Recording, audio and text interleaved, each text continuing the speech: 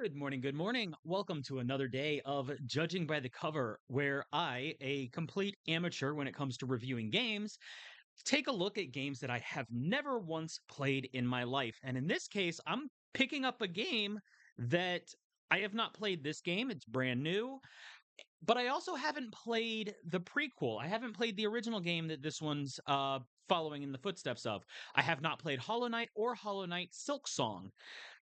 So we're looking at, yes, the Silksong here. Now, I did take a brief look at both the original game and this one and see that it does look like they have different main characters based on the shape of their heads. I don't think that's an artistic choice, just based on the art and everything. It does seem to be a continuation of the story from a new character's perspective, which honestly, awesome. The artistry of the game is absolutely astounding.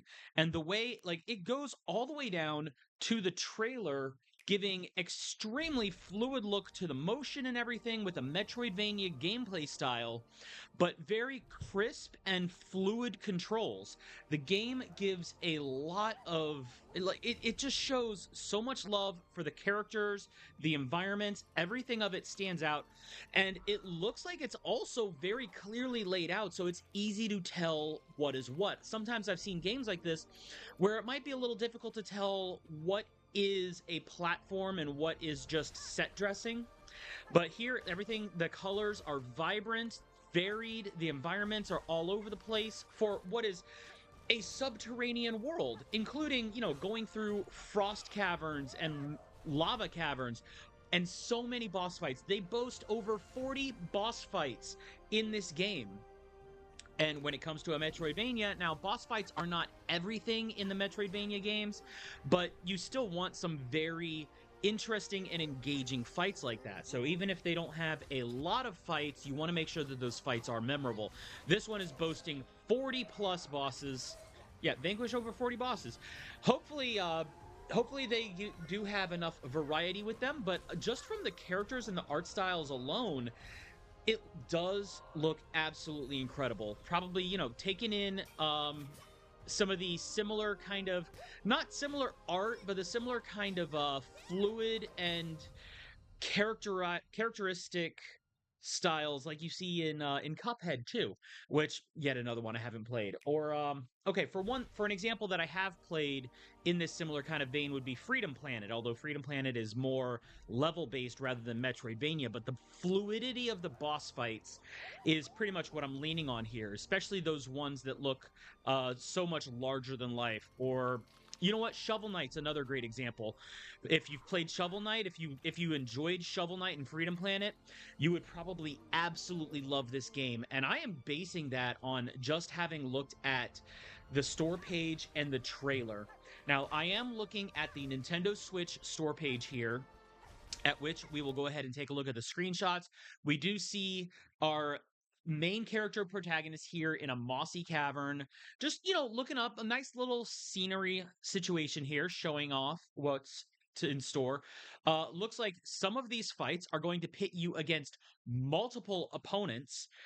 Hopefully that this doesn't count for three bosses. I'm hoping that this does actually mean that you're, although two of them look like they're the same one. But so you have other swordsmen that you're fighting against as this character. And you can see just kind of from the action posing that there is so much attention to detail with the motions of your attacks. We do see some larger than life boss fights, these four-armed kind of bosses that look like, they're taking up the background and basically leaning over your platform. I've seen games with boss fights like these that are incredibly interesting. A lot of times they'll use their hands to kind of like try and lock you into a certain range of their attacks and everything, and you have to dodge carefully around them. We do see, oh, you apparently can even, sit down among what looks like a happy little, well, maybe not a happy village, based on the fact that you're in ruined undergrounds. We do have more environments. Just, I cannot stress enough the art of this game. It is just pleasant to look at. Like, even if not for a video game, I would watch like an animated show or movie with this kind of art just to see that art. even if the plots, I've seen some stuff where, the plot might be subpar. Not saying this is, but I've seen things where it's like, you know what, even if the plot in a movie or something is subpar, sometimes you want to see it just for the art alone. We have more, just so much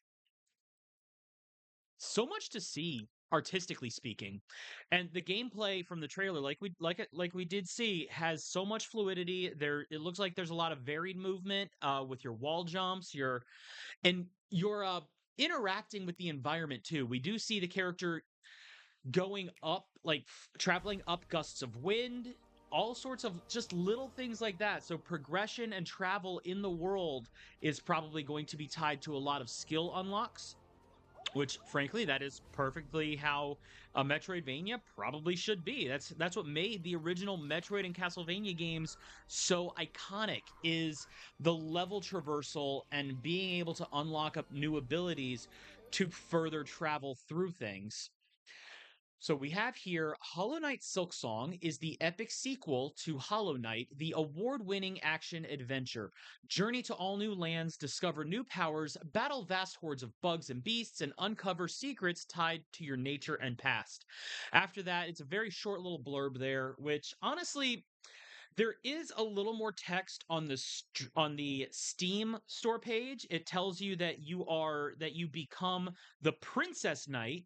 So I'm considering the character does look different from the first Hollow Knight. I think the Princess Knight is going to be something different from there.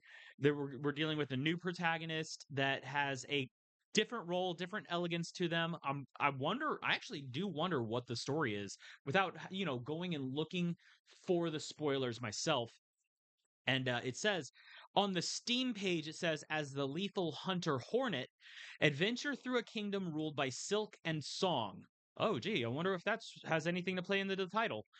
Captured and taken to this unfamiliar world, prepare to battle mighty foes and solve ancient mysteries as you ascend on a deadly pilgrimage to the kingdom's peak.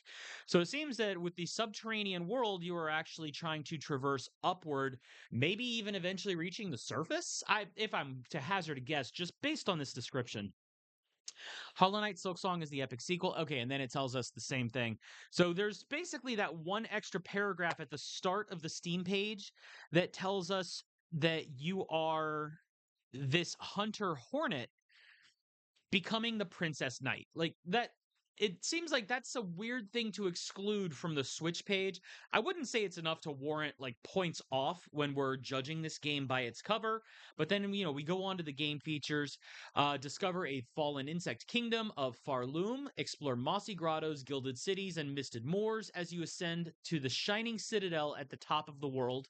You engage in lethal acrobatic action, wield a huge suite of deadly moves as you dance between foes in swift, beautiful combat. And that's what we see in the trailer. We do see a lot of very fluid motion that just looks like it feels good to execute. You craft powerful tools, master an ever expanding arsenal of weapons, traps, and mechanisms to vanquish your enemies and explore new heights, solve shocking quests, hunt down rare beasts, and solve ancient mysteries to grant the wishes of the downtrodden and restore the kingdom's hope.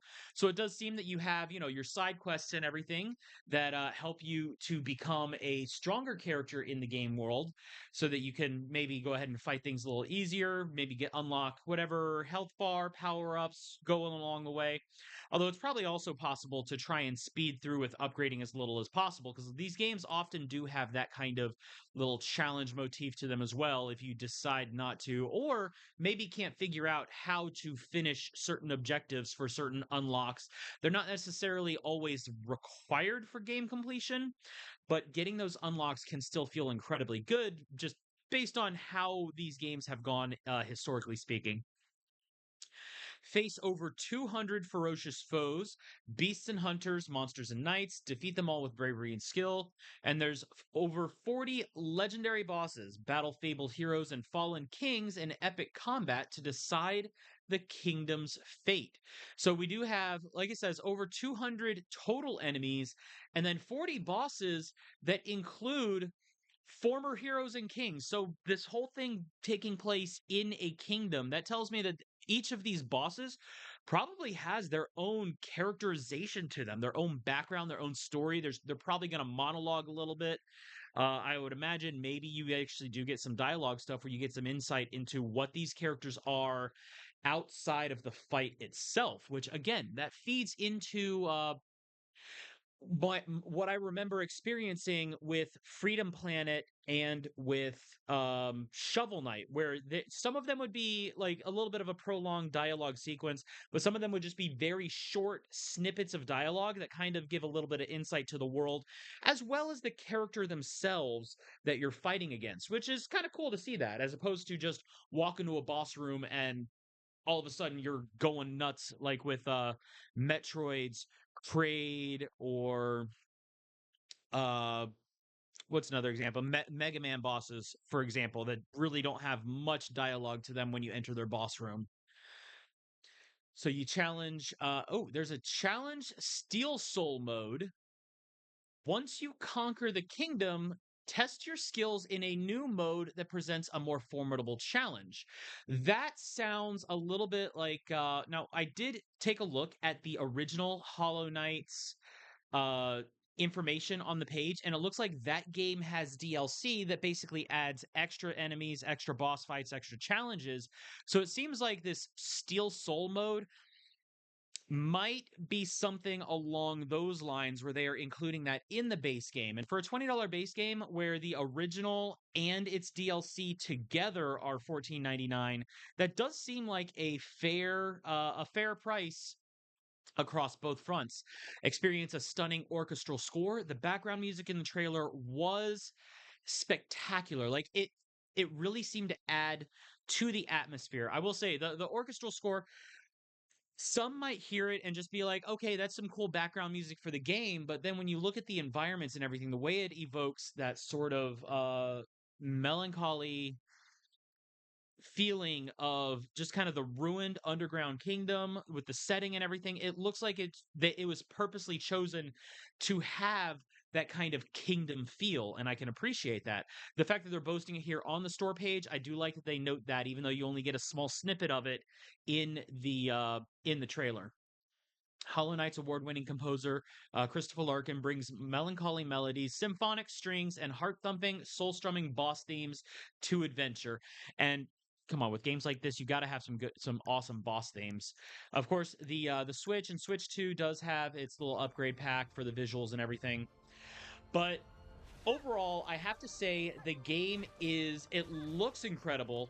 Uh, I am hoping that that it lives up to that, because this is something, if I believe that I would have the time to put into this, this is yet another game I would go ahead and buy at full price, because I have played games in this similar kind of level-based fluid traversal. I've played Shovel Knight, I've played Freedom Planet, I've played a little bit of a couple of Metroid games here and there when they were featured in collections and stuff, just to kind of get that little base experience of it. Um, but it does look like the kind of game that would just be so fun to travel. I also remember another game I reviewed, The Legends of Kenzara, where it had that similar kind of fluid motion, larger than life boss fights, and okay, that scene right there in the little trailer where it's got some little smoochy bug and Hollow Knight just smacks it and is like, no, put those lips away. That is actually a funny little scene. The fact that they slipped that into the trailer, I know I interrupted my train of thought for that when I saw that, but it looks like the game also has little snippets of comedy. Basically, though this and similar games that I have played, that I have checked out, if I did think that I would have the time to put into this to go ahead and play it through to completion outright, I would actually buy something like this at full price. The $20 for an indie game that probably lasts for several hours, especially if you want to go and try and unlock and complete all your side quests. The trailer and the screenshots do show the map, and the map looks like it does offer you quite a lot of little key points, key markers, so that you can easily identify what's what, as opposed to some older games in this sort of genre where the map, if there's a map at all, uh, only has like the outlines of locations, maybe like with save points marked on some of them. But this one, it does look like they have different things marked in there. Like I keep saying, the movement is fluid and incredible. The character art that for your main character, it's such a simple design, but that simplicity allows it so much movement, so much freedom for the movement, the fluidity, the flowing dress, and everything. The way it's animated, even if it's only just a few frames, it's incredible how much attention they put into that movement to make it feel like it is just a smooth motion. And after looking at this and the original Hollow Knight trailer and screenshots, it does look like the developers advanced their game development with this series. The fact that they have basically taken that one off and made it a series, similar to how I kind of felt with Kingdom Hearts, going from Kingdom Hearts 1 to 2, where 1 felt very rhythmic and not static isn't the right word, but it felt a little stiff, especially after playing the second one, where your fight motion just seems so much more fluid. That's kind of the vibe I'm getting here, where the character has more swift movement that it just feels like excellent movement. I feel like I just cannot stress that enough. Anybody out there that's played this already or has been looking at it, let me know what you think. If it goes on a pretty good sale, where then I could be like, okay, put it on sale, stick it in my Steam or my Switch library. That way I could go ahead and check it out at my leisure. But until then, like, if I end up finding myself with just the time for something new like this, I'm not a huge platformer or Metroidvania player, but I do appreciate a game that has some excellent art to it. I do like that they have what looks like the extra side quests, unlockables, and everything to it. The characters just look like the kind of thing where you would just fall in love with the characters. I kind of got that same feeling from Cave Story so many years ago, yet another Metroidvania style game, where, if I end up with the time for this one, I would pick this up in a heartbeat. So anybody else out there, I am rating this a solid 10 out of 10, in part because of just the excellent presentation, the carefully crafted worlds, foregrounds, backgrounds, everything feeding into just an incredible looking game. I'm rating the store page 10 out of 10. The price looks good. I'm hoping the game is, perfectly stable and fine, but considering the developers do have another game already, like the prequel to this, on whatever platform you might want to play on, I'm sure that everything is probably running incredibly smooth. I hope everyone else out there is having fun with whatever games you are playing, and if you're picking this one up, by all means, let me know what you think with the Hollow Knight Silksong, or if you've played the original and are on the fence with this one. Let me know what your thoughts are on that one. I would like to see what other insights people have, because like I said at the beginning, I am not a professional reviewer. This is just very much I see things and I'm like, maybe it's worth looking at. But yeah, 10 out of 10 on the store page, mostly from just the trailer alone. They do a great job showing the style, the gameplay, the fact that the trailer shows so much gameplay with both bosses and level traversal is incredible. And the fact that it is available across so many platforms, Steam, Switch, probably any other console you could possibly want. I would like to see that Team Cherry keeps making games, because if they're putting out like this that are getting people as hyped as they are, to the point where people who are playing other games or doing live events in other games, for example, I am a longtime Pokemon player. Anybody that's familiar with the channel knows that. There are people around Pokemon communities saying the current Terra Raid event might not reach 1 million knockouts, which, let's be real, it will, but might not reach 1 million knockouts solely because this game came out at the same time as that raid event. So, hopefully those people are wrong, because I imagine not 100% of players are going to cross over into both fandoms, but I could see that something like this might actually reduce a little bit of player base in other games, as the brand new game that just looks like it feels good to play.